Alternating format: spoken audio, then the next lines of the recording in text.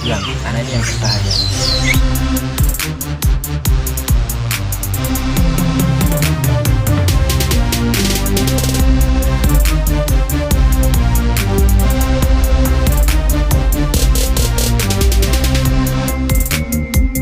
Terima kasih sudah berkunjung di Manggala Channel. Jangan lupa klik subscribe, bunyikan lonceng, like and share, dan nantikan video-video selanjutnya. Assalamualaikum warahmatullahi wabarakatuh. Salam sejahtera penggemar Haji Nusantara, sahabat anggungan Nusantara. Kali ini kita akan membahas tentang kelanjutan dari cara gurah perkutut dengan media yang kemarin kalau kita bahas tentang media dengan menggunakan media tangkai bunga sukateki yang kita masukkan lewat kelopak mata hingga tembus ke hidung, yang Anda bisa lihat di deskripsinya, nanti saya sertakan linknya. Saat ini kali ini kita akan membahas tentang gurah perkutut menggunakan media bunga pitolot seperti ini. Nah, pohonnya seperti ini. Kebetulan di depan rumah saya ada beberapa bunga pitolot yang tumbuh secara liar. Nanti kita akan ulas caranya dan bagaimana cara pemakaiannya maupun apa yang bisa dipakai bagian mana dan yang tidak perlu dipakai di bagian mana. Yang penting kita siapkan burungnya dulu, ini harus ada dulu. Berikutnya baru kita cari bunganya kalau ada di sekitar mana. Biasanya bisa kita jumpai di parit-parit atau di di pinggiran-pinggiran sawahan, itu biasanya ada bunga yang tumbuh secara liar seperti ini. Nah, yang perlu kita pahami dulu bagian-bagian yang bisa kita pakai. Kan sebenarnya saya sudah mengumpulkan beberapa yang sudah saya petik dari depan rumah saya. Ini nah, seperti ini bunganya. Nah, yang kita pakai itu yang seperti ini, yang masih segar, masih putih bersih. Terus kalau yang seperti ini tidak perlu kita pakai karena ini masih terlalu muda, juga zat-zat yang terkait di dalamnya belum maksimal. Dan yang seperti ini yang sudah terlalu tua, sudah tidak bisa dipakai karena ini sudah layu dan zat-zatnya sudah tidak aktif, dalam artian sudah nggak baik untuk dipakai. Ini yang tidak kita pakai tadi. Terus yang seperti ini masih bisa dipakai, sudah bisa dipakai. Ini malah justru yang bagus. Dia masih kuncup, sudah putih bersih, cuman belum mekar. Ini bagus sekali kalau dipakai. Seperti ini bisa dipakai. Terus yang sangat dilarang untuk tidak boleh dipakai adalah bagian ini, karena bagian ini yang paling berbahaya. Nah, bunga pitolot ini juga bisa digunakan untuk untuk mata manusia. Dalam artian kalau kita sedang iritasi atau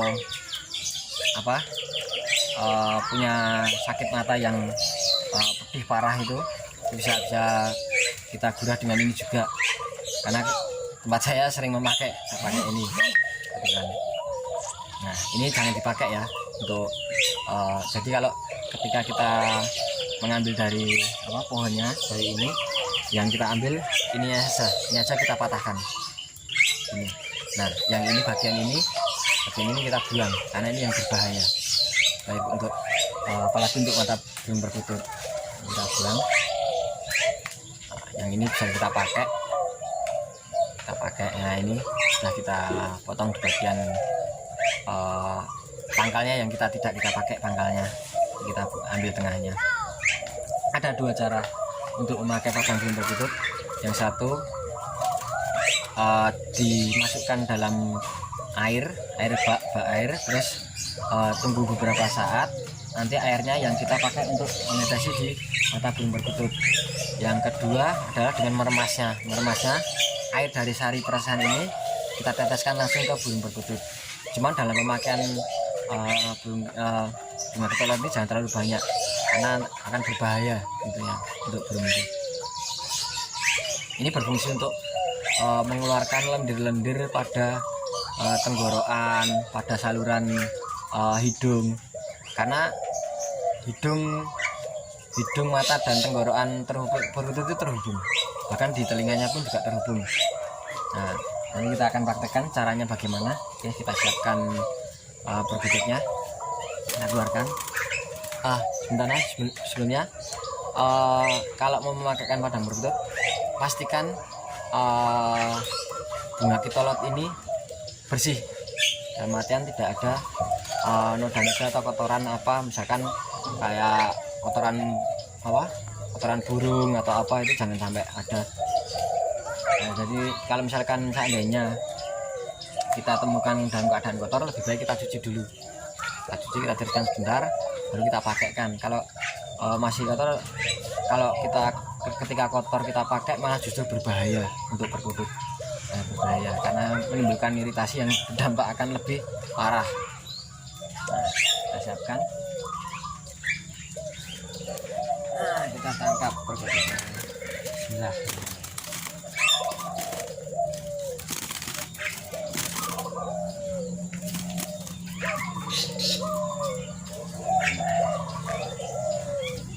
Jangan lupa cara pegangnya juga karena jantan. Nah, kita halus-halus dulu biar agak lebih tenang.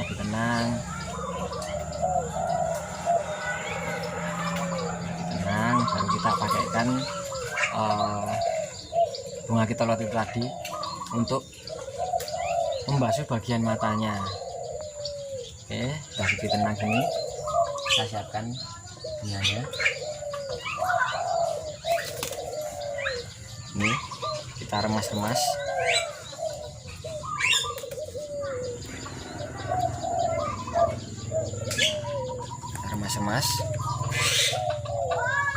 Kayaknya belum masuk air. Kita ambil 2 atau 3 bunga cukup.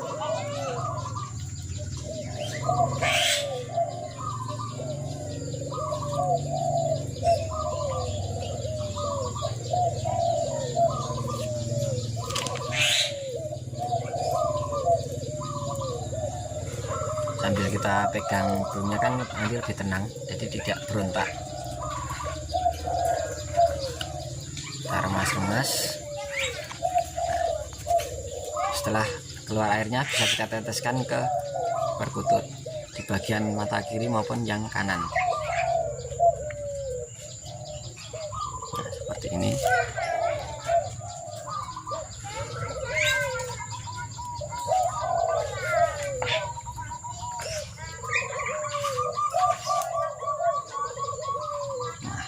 Pedis sekali memang.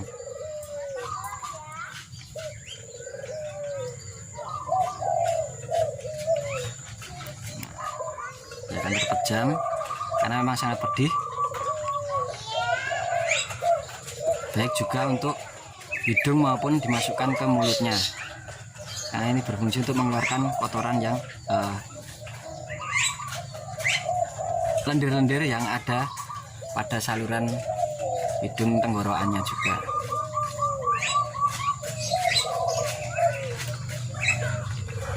Maksimal 3 tetesan ya, jangan terlalu banyak karena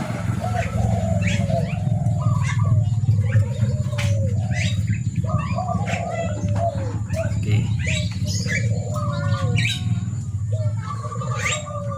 Nah, sangat pedis sekali memang, Nah, setelah itu kita diamkan, kita masukkan kembali ke kandang, kita diamkan sesaat. Biasanya yang terjadi setelah beberapa menit kita teteskan, beberapa kasus ada yang mengeluarkan lendir-lendir seperti mutah lendir-lendir, itu biasa saja, jadi diamkan saja sebentar, itu nggak apa, itu sangat wajar, tidak berbahaya. Memang seperti itu prosesnya. setelah kita diamkan, nanti berikutnya dia mengeluarkan lendir-lendir itu. Nah, kotoran yang yang keluar dari kadang-kadang kan sampai lewat di bulu-bulunya sekitarnya, kita bersihkan dengan air saja. Kita bersihkan biar tidak mengering setelah keluar lendirnya. Nah, nanti dari setelah itu mungkin sehari sampai 3 hari bisa saja tidak bunyi, ini sangat wajar. Nanti setelahnya baru bisa bunyi, bisa maksimal seminggu kemudian bagus sekali, lebih bagus lagi. Jadi suaranya lebih maksimal karena tenggorokannya, lendir-lendirnya sudah hilang. Seperti kalau kita ada lendir yang kita saja, suaranya jadi bindeng, agak serak gitu. Nah, itu juga diperkutut nanti bisa lebih plong, lebih los ya untuk manggungnya, dan ini lebih enak untuk didengarkan untuk kita. Nah, ini sudah prosesnya itu. Nah, dia sudah memuntahkan, itu sudah memuntah-muntahkan. Itu artinya